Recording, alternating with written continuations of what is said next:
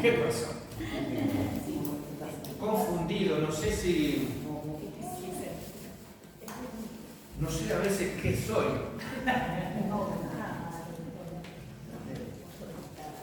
Estoy haciendo una introducción porque a veces nosotros no nos damos cuenta que en la sociedad pasan cosas que sí afectan a la iglesia. No en lo que es la naturaleza de la iglesia o el cristiano, sino en la comunicación que nosotros tenemos que tener con nuevas generaciones y saber por qué ocurren estas cosas. Bueno, todo el mundo ya habrá visto las noticias de los Terian y no sé cuánta cosa más, y uno tiene que preguntarse por qué pasa esto. Y esto pasa porque no hay identidad en la sociedad que se mantenga de una forma firme.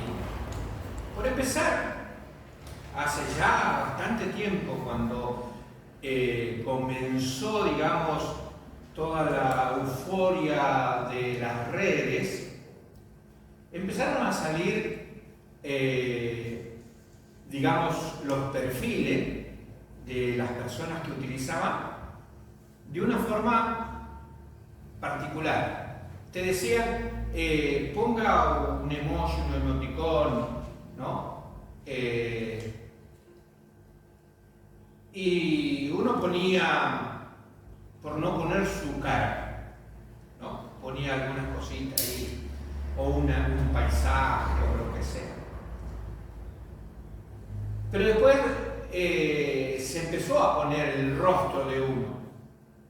Y empezamos a ver a los conocidos nuestros que aparecían en estas redes, o aparecen en estas redes, con rostros diferentes. Su cara más alargada, más lisa. Si es morocho, el pelo rubio. Todos unos retoques que con programas se hacen y viene a ser otra imagen de la persona. Ciertamente que nos queremos identificar desde otro lugar, desde otra forma. Quiero que me vean así. Antes era, digamos, la moda del poderse arreglar y hacer lo mismo que los maquillajes. Ahora ya maquillaje hasta la foto. Y esto de los Terian es una cuestión de que no encuentran una identidad para mostrarse. Y entonces se perciben cualquier cosa. Un hombre se percibió un pez y murió en la bañadera. No es su identidad. Entonces yo realmente quería poner esto porque la iglesia tiene una cuestión muy importante en intervenir en estos casos, que no es solamente hacer el chiste, de burlarse, sino demostrar que el cristiano tiene una identidad, que nosotros somos diferentes y que nuestra identidad está en Cristo. Amén. Cuando yo me convertí, le conté, porque le contaba a todo el mundo lo que me había pasado, le conté a una tía que era súper atea, no era la otra que era católica, sino atea total, y ella me dice, no, lo que vos hiciste es encontrarte a sí mismo. Y la cuestión es que la palabra de Dios me dice que Cristo me encontró. Y Cristo me dio una nueva identidad, una nueva vida, una nueva forma.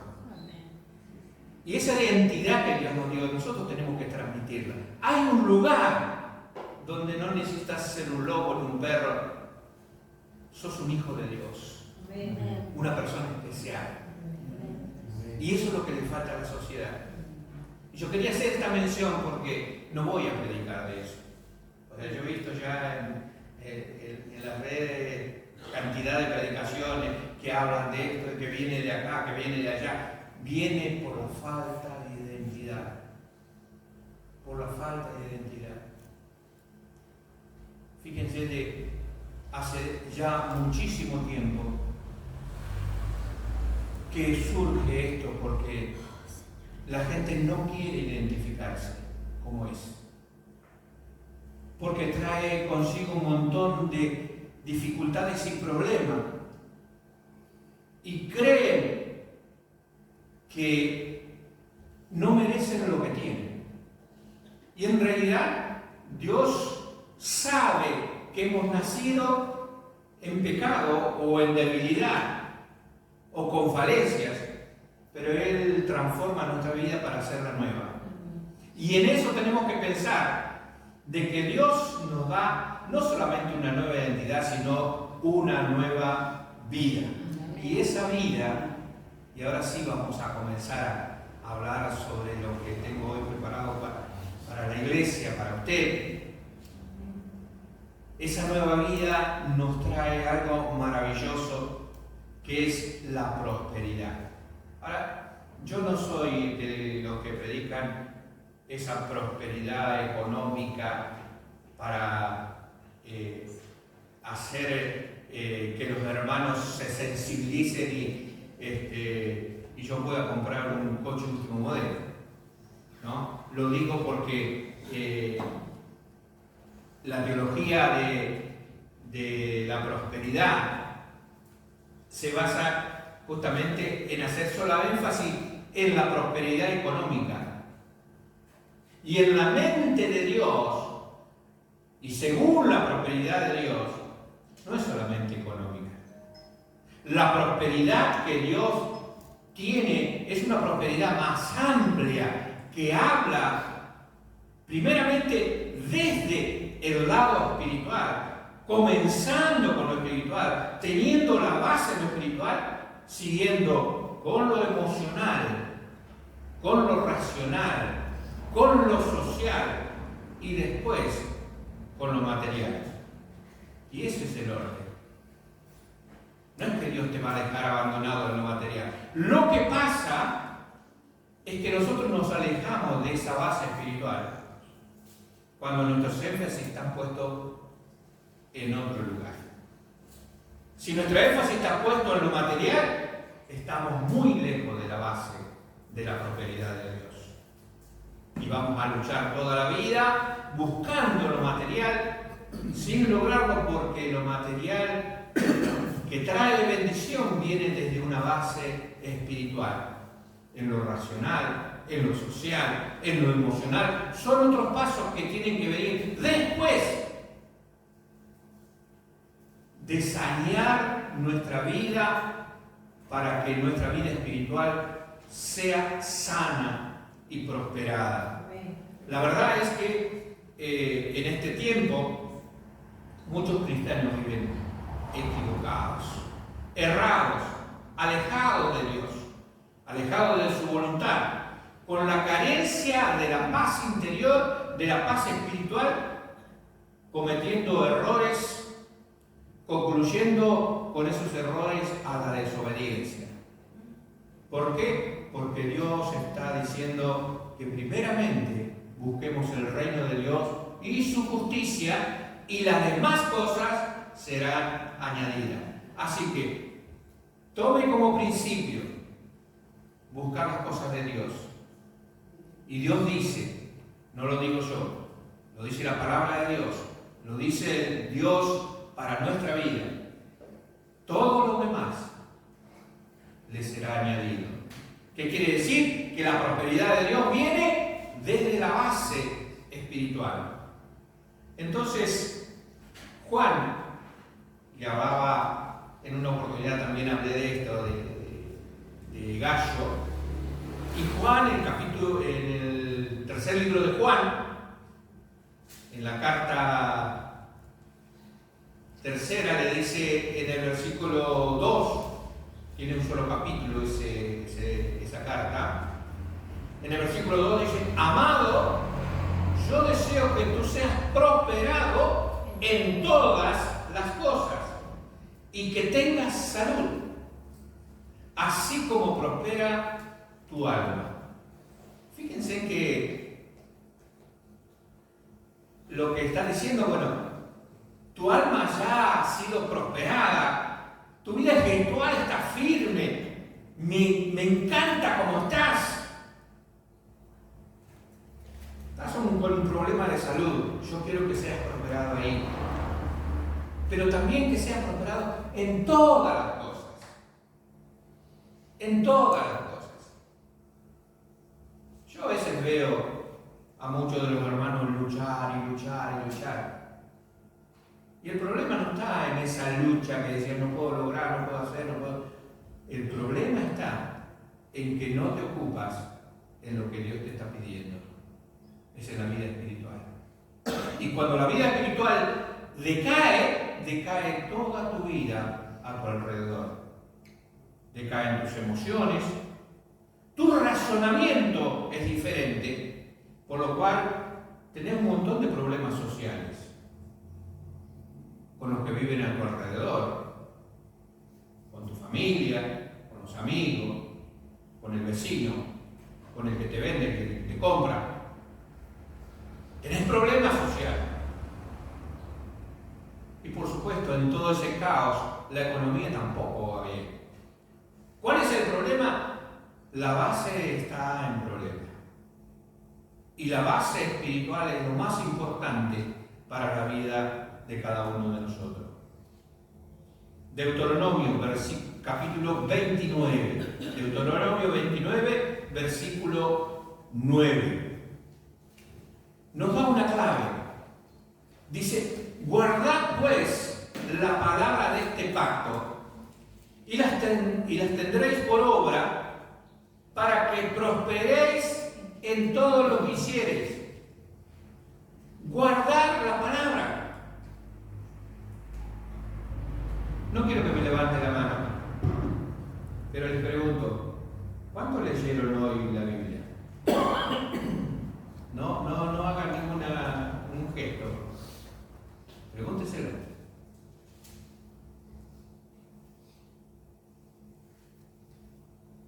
O sea que algunos, estoy descifrando, no estoy adivinando. Algunos vinieron medio tambaleando,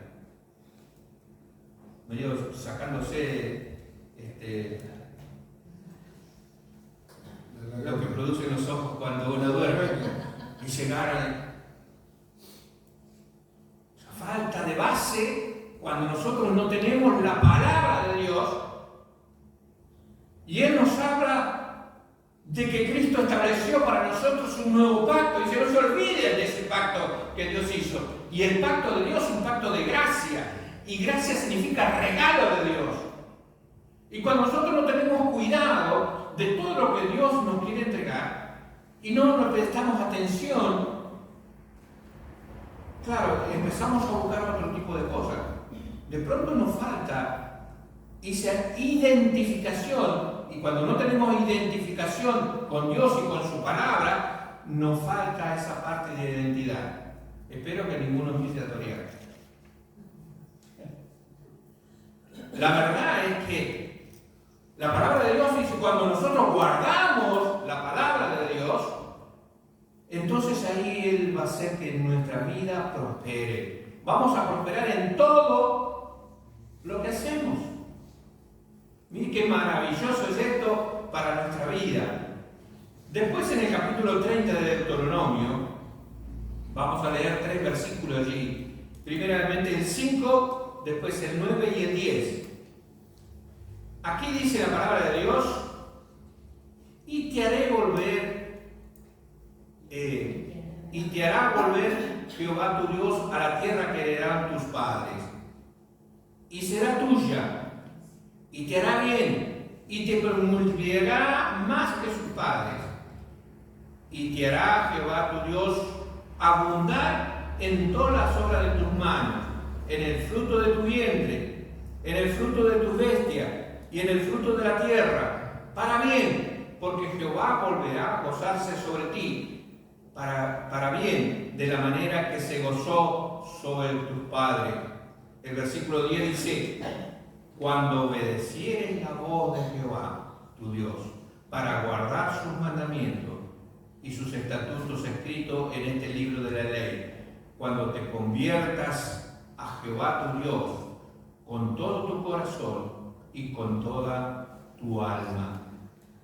Lo que Dios está diciendo, que nosotros tenemos que creer en ese Dios proveedor, en ese Dios que te va a dar todo. Él te va a hacer heredar lo que es tuyo. Él te va a devolver lo que el enemigo te ha robado cuando te has perdido y no has tenido la fe suficiente para enfrentarlo. Obedecer la voz de Dios, guardar sus mandamientos. Y dice: si te convirtieres.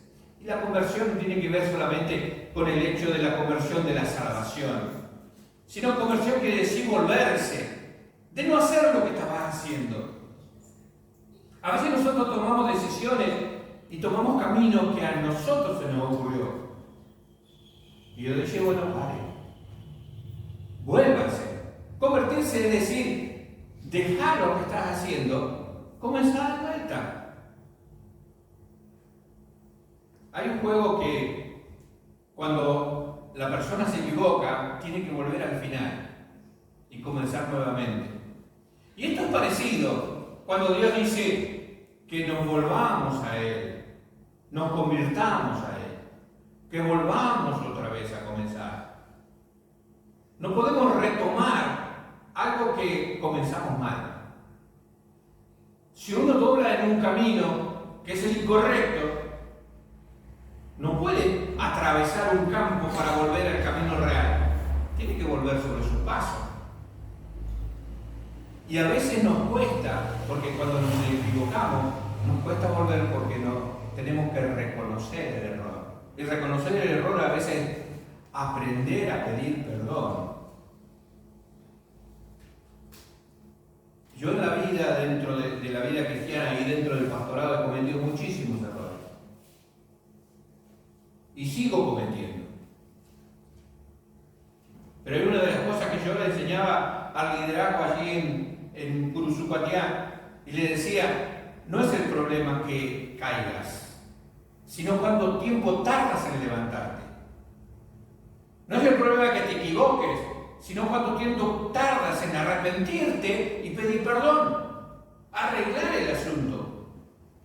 Muchos de nosotros pasamos el tiempo en el suelo, viviendo la angustia de haber errado. Y hay una forma de solucionarlo, es volver sobre los pasos y decir: Señor, perdóname, voy a comenzar nuevamente, lo voy a hacer bien. Y el Señor está mirando ese corazón arrepentido para bendecirlo, porque estamos en el pacto de la gracia, del amor de Dios, de la misericordia de Él, lo cual nos va a hacer brillar y nos va a prosperar en todo lo que hagamos. Fíjense cómo lo dice acá en el libro de Josué, capítulo 1, versículo 8. Dios le dice: nunca se apartará de tu boca este libro de la ley, sino que de día y de noche meditarás en él, para que guardes y hagas conforme a todo lo que en él está escrito, porque entonces harás prosperar tu camino y todo te saldrá bien. ¡Qué bárbaro! ¡Qué maravilloso! A veces, cuando a nosotros nos sale todo bien, de pronto nos ponemos un poquito orgullosos. ¿Saben por qué? Porque lo está haciendo usted. Y de pronto pueden hacer las cosas bien. Porque yo veo que ustedes hacen las cosas bien. Pero a veces lo hacen por su propio esfuerzo. No dejan que Dios les ayude en el camino y reconozca que Él es el que está haciendo que tú seas inteligente, sabio, capaz que tenga la fuerza, que haga las cosas bien. Y reconocer a Dios en nuestros caminos y en nuestros hechos es saber que tenemos una guía, que es la palabra de Dios, en la cual estamos pensando, hablando de ella, y así haciendo nuestra vida que viva conforme a lo que esa palabra nos está indicando. Yo creo que la prosperidad de nuestra vida viene amarrada, abrazada a la palabra de Dios, a obedecer su palabra, a escuchar lo que Dios nos dice. Entonces, allí entramos en otra dimensión. En la dimensión celestial, en la dimensión donde Dios quiere sanar toda nuestra vida. No vamos a perder la identidad, no vamos a tener dificultades, aunque tengamos los problemas. Pero no vamos a tener miedo del porvenir, de lo que puede suceder o dónde vamos a terminar. ¿Por qué? Porque Dios está guiando nuestra vida. Jeremías 33:3. Dios nos habla para entrar en esa dimensión. Dice, clama a mí, y yo te responderé. Clama a mí, y yo te responderé. Y te enseñaré cosas grandes y ocultas que tú no conoces.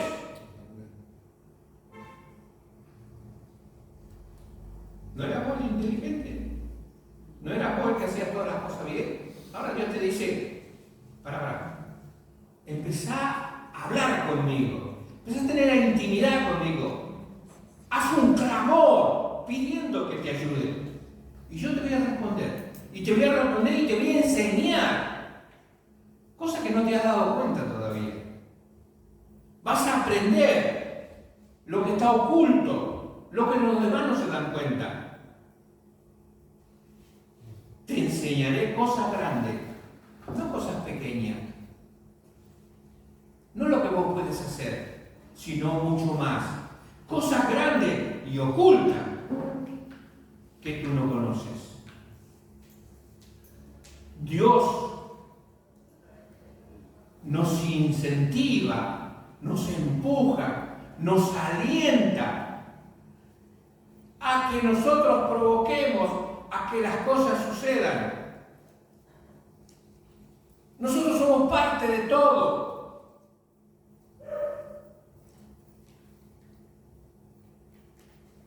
Yo en este tiempo de ministerio que hemos ya pasado algunos años, he escuchado muchas cosas de la iglesia, de los cristianos. Y una de las cosas que siempre he escuchado, ¿por qué, pastor, pasa esto, aquello, lo otro? ¿O por qué no hay tantos hermanos? ¿Y por qué faltan? ¿Y por qué? O sea, yo nunca le he confrontado con la pura verdad. Y la pura verdad sería porque vos tenés la culpa.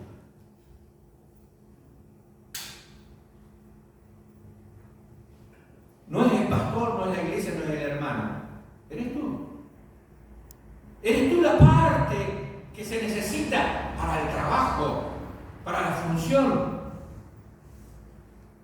para la invitación, para la hermandad.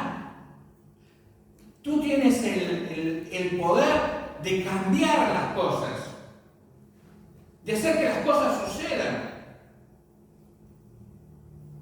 Porque la palabra de Dios dice que somos un cuerpo y que los miembros se ayudan unos entre otros. Y que en ese movimiento, según cada miembro en su función, hace que los demás se desarrollen. Entonces, cuando usted hace un movimiento dentro de la iglesia, hace alguna cosa en la obra de Dios, va a haber otro de los miembros que va a estar ahí mirando y dice, yo puedo ayudar, yo puedo hacer algo. Y entonces comienza ese movimiento que queremos hacer para que la bendición no sea solamente mía, sino de todos. Dios nos quiere hacer entrar en esa dimensión donde vos puedas descubrir cosas grandes que tú puedes hacer, que tú puedes decir, que tú puedes hacer, que Él la tiene allí esperando para que cuando tú despiertes y empieces a pedirle a Dios, Señor, ayúdame en esto. Y el Señor te va a hacer descubrir lo que todavía no has descubierto. Debemos provocar a que las cosas sucedan y Dios desea que nosotros seamos esos que comienzan a trabajar, a hacer las cosas para que sucedan. Mateo capítulo 7, versículos 7 y 8 dice: pedid y os dará, buscad y hallaréis, llamad y se os abrirá. Porque todo aquel que pide, recibe. Y el que busca, halla. Y el que llama, se le abrirá. Está diciendo, vos sos el que puede hacer que las cosas sucedan. Vos sos aquel que puedes hacer que todo cambie. Solo tienes que pedir, buscar e insistir. Fíjese cómo dice, pide, busca y llama. Pedir, buscar, insistir. Sigamos adelante. Yo estoy muy contento por el día miércoles. Éramos un montón. Así. Yo, mi esposa y mi cuñada.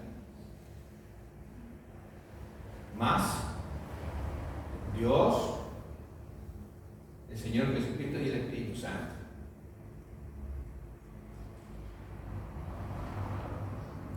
Y no vamos a dejar de hacer la reunión de oración porque no vienen los hermanos. Por la reunión de oración no es solamente si tengo algo para pedir, sino ir y pedir por otros. Orar y buscar. Su presencia es importante. Yo sé que usted tiene un montón de cosas para hacer.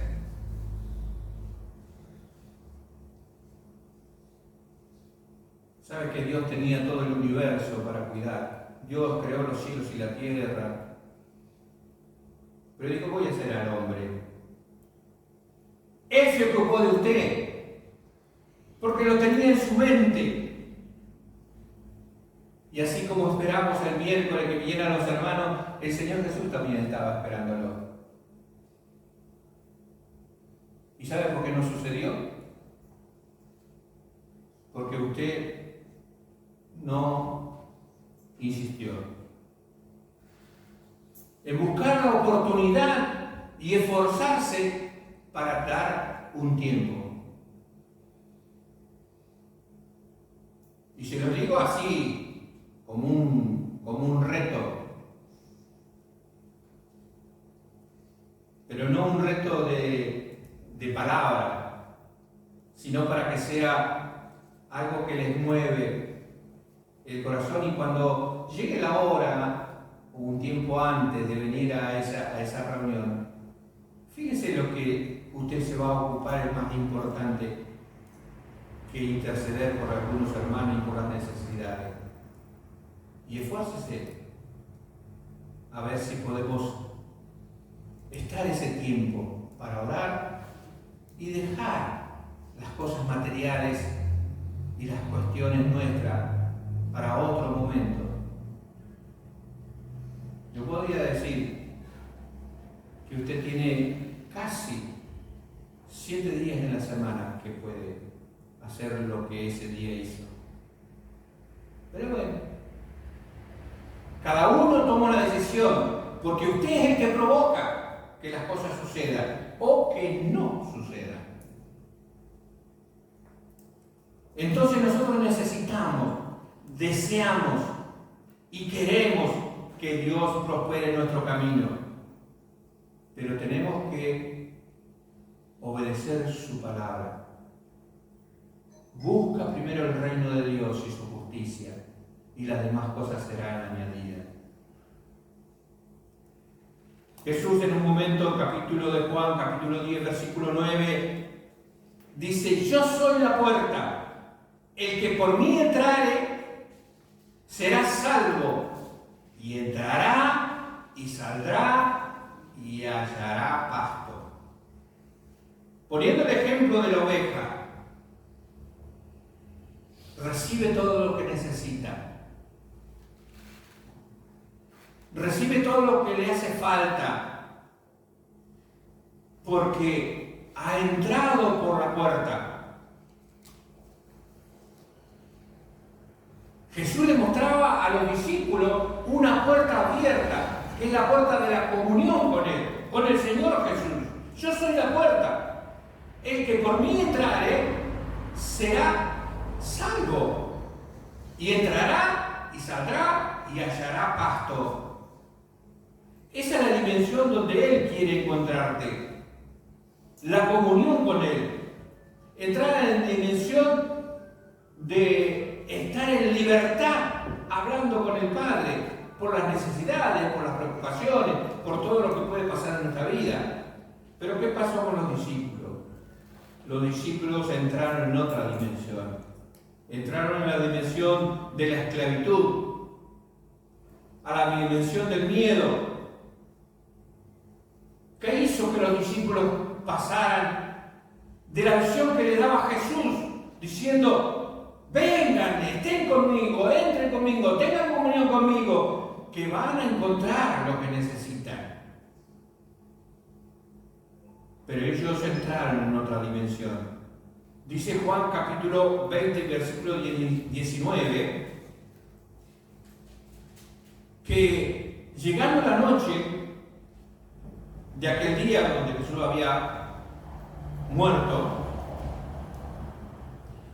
el primer día de semana, estando las puertas cerradas, en el lugar donde los discípulos estaban reunidos, por miedo de los judíos, Jesús vino y puesto en medio dijo: paz a vosotros. Ellos estaban en esa dimensión de esclavitud, que era el miedo, y estaban encerrados. Pero Jesús aparece y le dice: Shalom, tengan paz. O de ese lugar. El miedo, según la Real Academia Española, dice que es una preocupación angustiosa, una perturbación del ánimo que te hace sentir un riesgo que de pronto puede ser imaginario.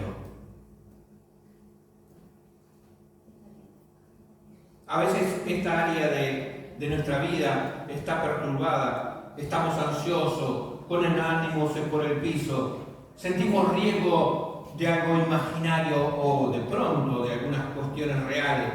Somos reacios a hacer las cosas porque pensamos que las vamos a hacer mal, tenemos miedo de realizar, y Dios nos dice: no tengas miedo, así como lo decía Josué: ¡hey! Sé valiente, dale nomás. Y ser valiente no es que uno no sepa que hay peligro, sino enfrentarlo. Y en la vida vamos a tener que enfrentar un montón de cosas. A veces ese miedo debilita nuestra fuerza espiritual, no nos ayuda a razonar bien y nos desordena nuestro pensamiento. Comenzamos a sentir un afecto, una afección en nuestro pensar, en nuestro sentir, y entonces nuestra alma queda como desamparada.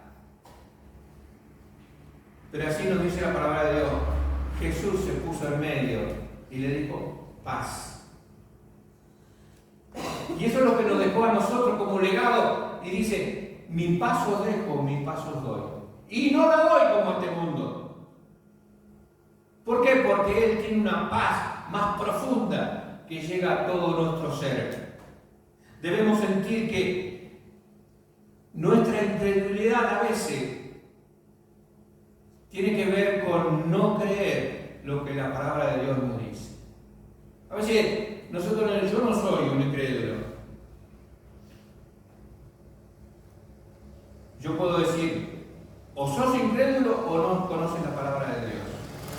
Cuando tenemos ciertas actitudes, porque hay miles de promesas del cuidado de Dios, de la protección de Dios, de que Dios va a hacer las cosas, de que Él va delante de nosotros, que Él es como un gigante que nos va a hacer ganar la batalla.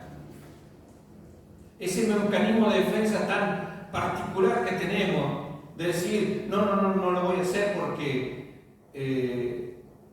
tengo temor de equivocarme, o tal vez me digan esto, o tal vez lo otro. Tal vez te falta la comunión con Dios. Tal vez te falta entrar en esa dimensión, que es hablar con Él íntimamente, decir, ¿está bien lo que estoy haciendo? Y si Dios te dice, dale para adelante, y dale para adelante. Y no tengas temor, no tengas miedo, no te pongas ansioso. No anules tu ministerio. Trabaja, pelea, no te rindas. Sigue adelante.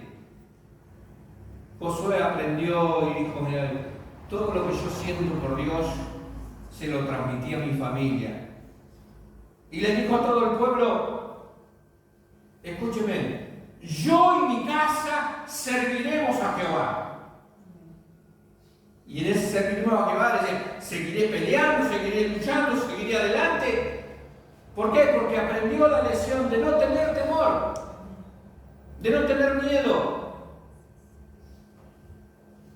Jesús quiere que nuestra alma prospere, que nuestra alma tenga paz, que no sintamos el deseo de huir de ninguna cosa, que sintamos la protección de Él, que estemos aferrados a lo que Él nos promete, que estabilicemos nuestra vida para que Él nos dé la salud, no solamente emocional, sino también física.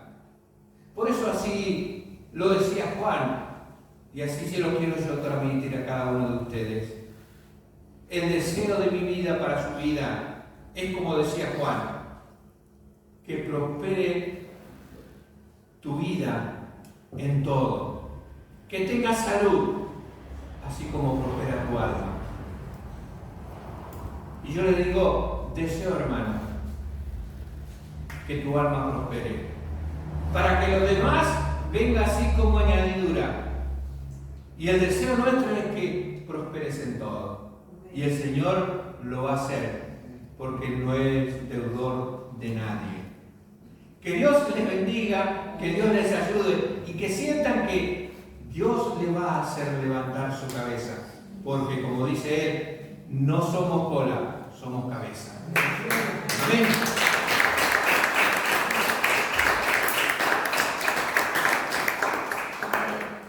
Muy bien. Vamos a orar, vamos a ponernos de pie y después vamos a cantar con todas las ganas, sabiendo de que Dios nos bendice.